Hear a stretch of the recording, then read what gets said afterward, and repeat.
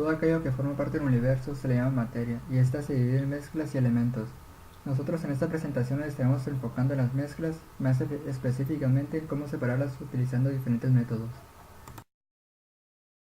¿Qué son los métodos? Los métodos de separación son técnicas utilizadas para la separación de distintas mezclas.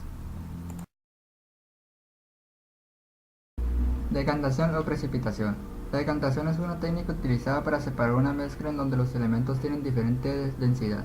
Esta técnica se divide en dos tipos, decantación de un líquido y decantación de un sólido. Para la decantación de un líquido es necesario introducir la mezcla en un embudo de decantación y dejarlo reposar hasta que se pueda notar la diferencia entre las sustancias de la mezcla. Un ejemplo de esto, agua y aceite, y después de esto se abre la llave y se deja que el líquido más denso caiga y se comienza a cerrar la llave.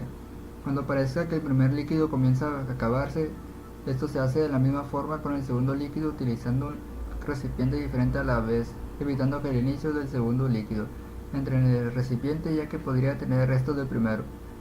En cuanto a la decantación de sólidos, si el sólido es lo suficientemente denso, este se quedará en el recipiente y de esta forma se podrá inclinar el recipiente para separar el sólido del líquido.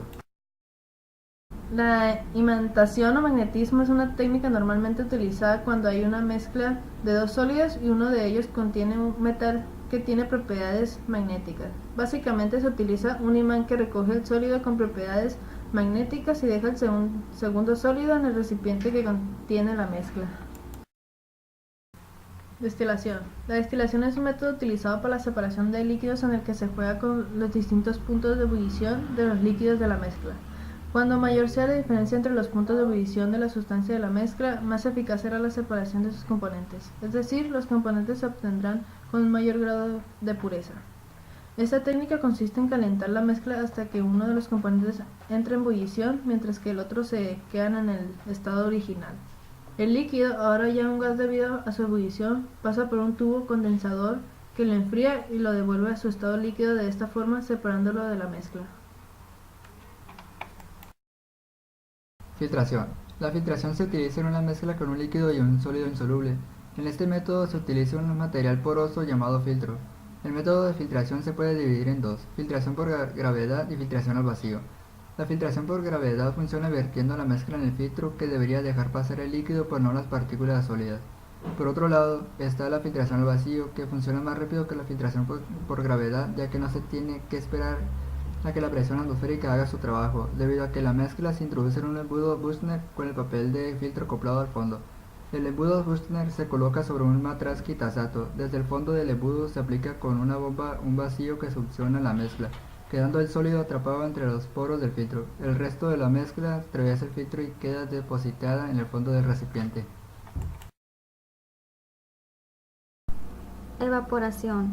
La evaporación consiste en la separación de una mezcla de un sólido y un líquido, con diferentes puntos de ebullición.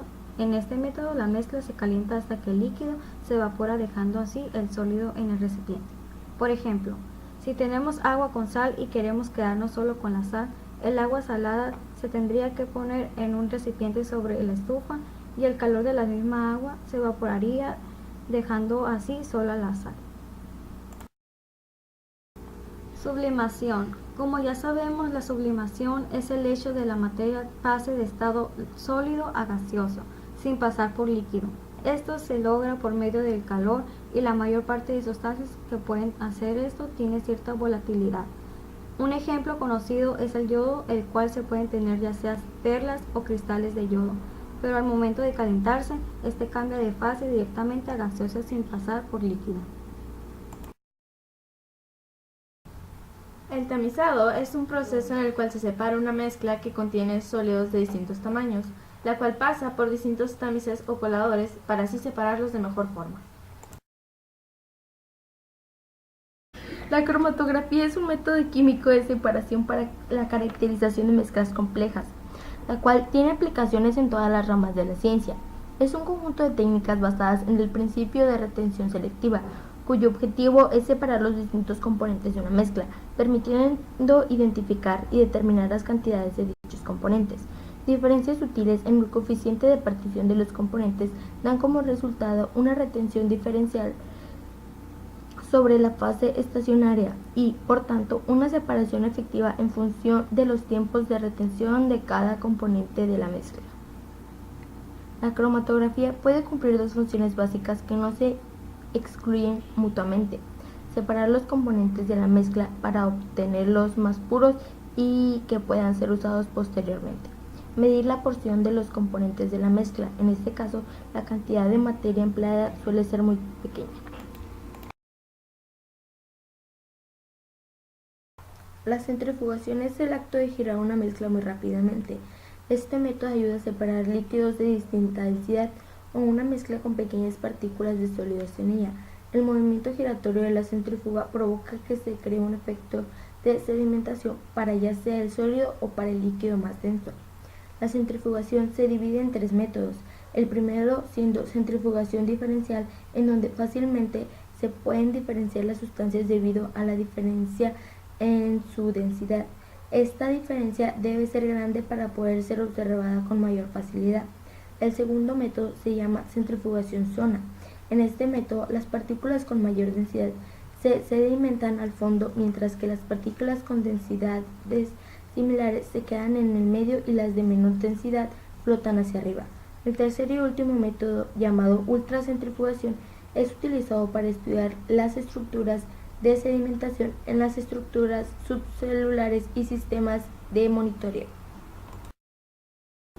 En conclusión, los diferentes métodos de separación juegan con las propiedades de los elementos. Seguramente el método de separación diferirá de mezcla a mezcla para encontrar el mejor resultado de separación.